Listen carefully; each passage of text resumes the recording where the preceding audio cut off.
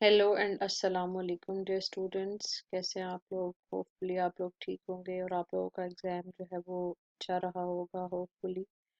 तो चलिए आज हम स्टार्ट करते हैं। हमारा टॉपिक है बेसिकली सब्रोगेशन, जो कि प्रिंसिपल है ऑफ इंश्योरेंस। एंड हम कुछ पहले जो देखेंगे कि इंश्योरेंस के कौन कौन से प्रिंसिपल्स जो हैं वो हो सकते हैं, तो इन पे एक समराइज करके उन सारे प्रिंसिपल्स को हम देखते हैं आज के लेक्चर में। तो there are basically 7 principles of insurance. The first one is principle of uberrimae fidei, that is utmost good faith. जैसा कि हम पहले पढ़ चुके हैं कि इंश्योरेंस में सबसे पहली जो utmost चीज रिक्वायर्ड होती है, the first and foremost ingredient of insurance is good faith. ठीक है। दोनों पार्टीज की तरफ से, जिसमें इंश्योर्ड है और जो इंश्योरर है, दोनों की तरफ से गुड फेथ जो है इन्वॉल्व होनी चाहिए इंश्योरेंस के एग्रीमेंट में।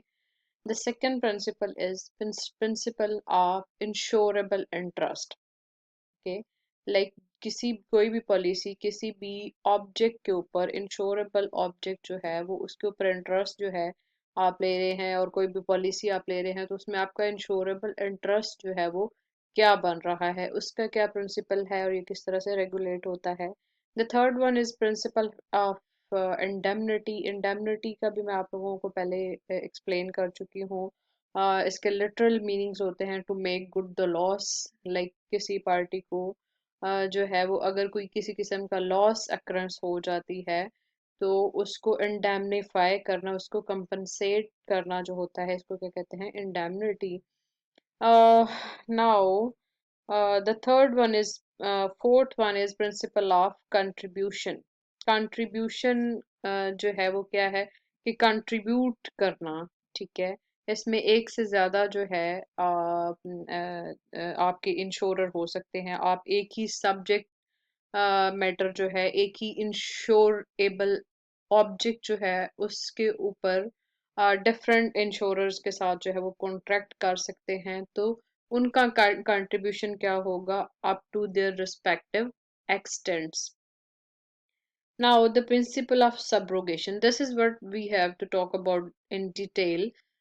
Subrogation को हम इससे अगले लेक्चर में जो है वो इन डिटेल में पढ़ेंगे।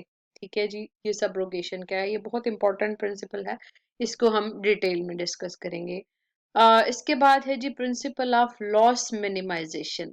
जैसे कि आपको इसके लिटरल सेंस में पता चल रहा है कि लॉस को मिनिमाइज किस तरह से किया जा सकता है। ठीक है जी। और next one principle of causa proxima, that is nearest cause, के जो आपको लॉस हुआ है, जो डैमेज हुआ है आपका इंश्योरेबल ऑब्जेक्ट जो था, तो उसकी कॉज क्या थी? Basically the reason behind the damage. ठीक है जी, या लॉस।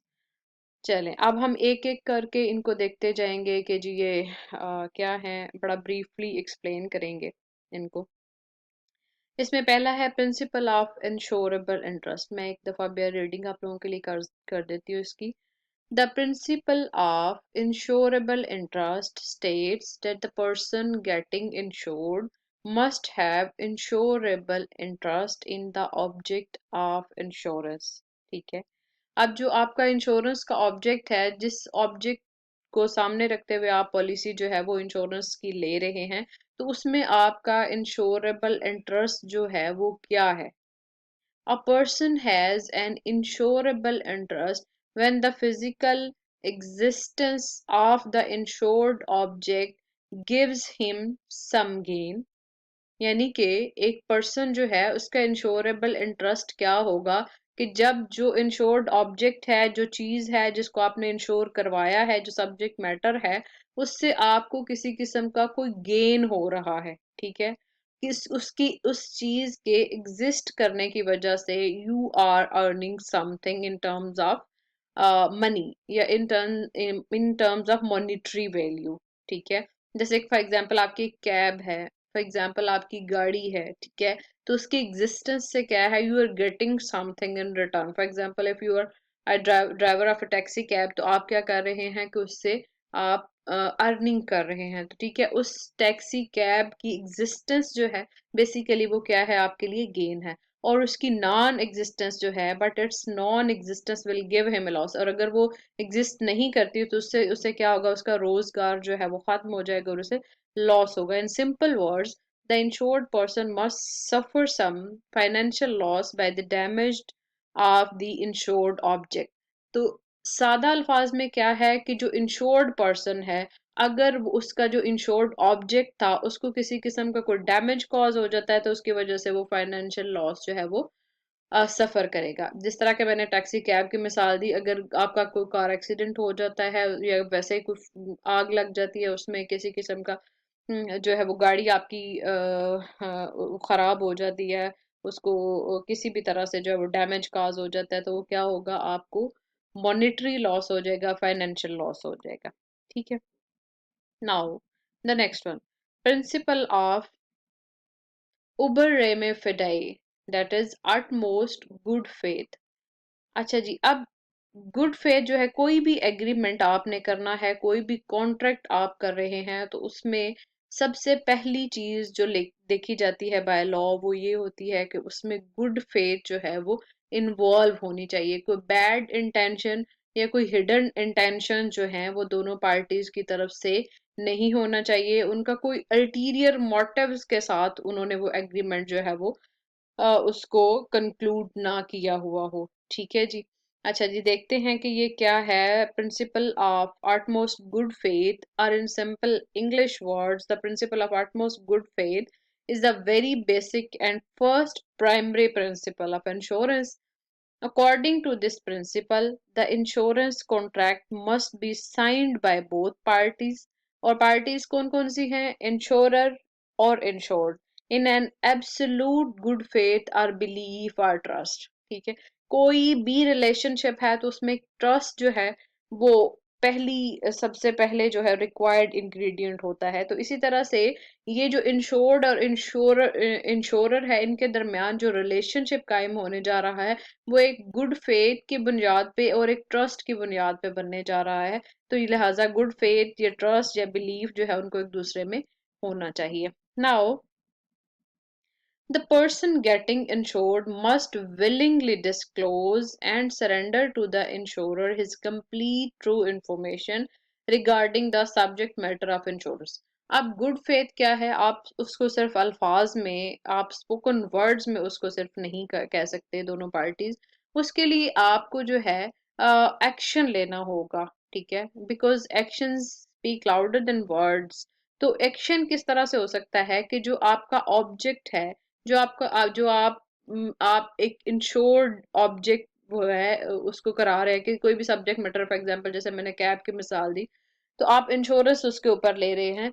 तो अब जो इंश्योरर है वो आपको अपनी तमाम जो पॉलिसी आपको ऑफर कर रहा है वो उस पॉलिसी की जितनी हिडन टर्म्स एंड कंडीशंस हैं वो आपके सामने डिस्क्लोज करेगा। इसी तरह से जो इंश्योर्ड है उसकी उसकी जो इंफॉर्मेशन होगी उसकी साइड पे उसको भी वो तमाम इंफॉर्मेशन जो है वो राइटली डिस्क्लोज करनी होगी। तो ये होगा गुड फेथ। अगर वो हिडन इंफॉर्मेशन रखेंगे या इम्परफेक्ट इंफॉर्मेशन प्रोवाइड करेंगे एक दूसरे को, तो वो क्या हो जाएगी, बैड फेथ हो जाएगी, और वो आपका एग्रीमेंट क्या हो जाएगा, वाइड हो जाएगा या वाइडेबल हो जाएगा। अच्छा जी, the insurer's liability gets void, that is legally revoked or cancelled if any facts about the subject matter of the insurance are either omitted, hidden, falsified or presented in a wrong manner by the insured। यही बात जो मैं आपको समझा चुकी हूँ already कि आपका कॉन्ट्रैक्ट अगर आप उसमें कोई हिडन टर्म्स एंड कंडीशंस रखते हैं, अगर कोई ओमिशन कर सकते हैं। ओमिशन एक लॉ की टर्मिनोलॉजी है, इसका मतलब ये होता है कि जो चीज आप करने के लिए लीगली बाउंड होते हैं, आप वो नेग्लिजेंटली वो काम करने से रुक जाते हैं, ओमिट कर देते हैं, आप वो काम नहीं करते। ठीक है, या हिडन कोई चीजें आपने रखी हैं या कोई मिस रिप्रेजेंटेशन की है या फॉल्सली आपने जो है वो उसको प्रेजेंट किया है, तो क्या हो जाएगा, आपका एग्रीमेंट जो है, कॉन्ट्रैक्ट जो है वो वाइड हो जाएगा। The principle of uber MFA applies to all types of insurance contracts। अच्छा, ये जितने 7 प्रिंसिपल्स हैं ये सारे के सारे प्रिंसिपल्स सारे के सारे इंश्योरेंस कॉन्ट्रैक्ट्स के ऊपर अप्लाई नहीं करते। और जैसे कि हम स्पेशली सब्रोगेशन की बात कर रहे हैं, तो सब्रोगेशन जो है वो each and every insurance contract के ऊपर जो है वो अप्लाई नहीं करता। वो पर्टिकुलर जो है कॉन्ट्रैक्ट्स काइंड ऑफ या टाइप ऑफ कॉन्ट्रैक्ट्स जो है उन पे अप्लाई करता है। ये वाला प्रिंसिपल जो एटमोस्ट गुड फेथ में, ये हर हर each and every insurance contract पे अप्लाई करेगा। ठीक है जी। For example, the owner of a taxi cab has insurable interest in the taxi cab because he is getting income from it। ठीक है, ये एग्जांपल मैं आपको समझा चुकी हूँ कि टैक्सी कैब का जो ओनर है वो क्या कर रहा है, वो टैक्सी चला रहा है, उससे पैसे कमा रहा है, but if he sells it he will not have an insurable interest left in that taxi cab.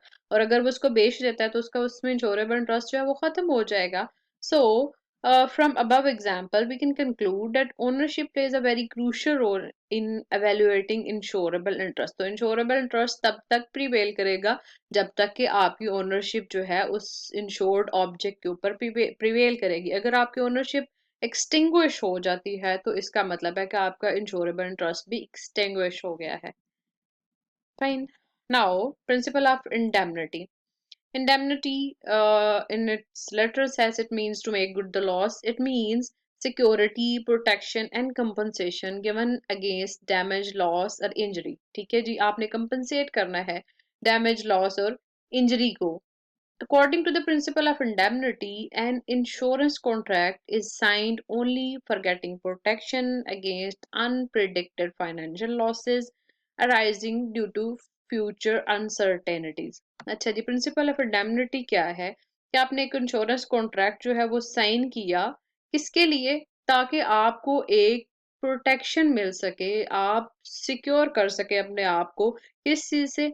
ऐसे लॉसेस, ऐसे फाइनेंशियल लॉसेस जो कि अनसर्टन है और अनप्रिडिक्टेबल हैं। ठीक है, और वो किस वजह से अराइज हो रहे हैं? Due to future uncertainties. ऐसे इवेंट्स हैपन जैसे आग लग जाना, जैसे एक्सीडेंट हो जाना, ये अनसर्टन इवेंट्स हैं जो कि किसी भी टाइम आप प्रिडिक्ट नहीं कर सकते इनको। ठीक है, तो insurance contract is not made for making profit as its sole purpose is to give compensation in case of any damage और लॉस। तो ये इंश्योरेंस कॉन्ट्रैक्ट क्या होता है? इससे आपको प्रॉफिट्स अर्न नहीं कर रहे होते, बल्कि आपको क्या किया जाता है? आपको कंपनसेशन दी जाती है अगेंस्ट एनी डैमेज काज्ड।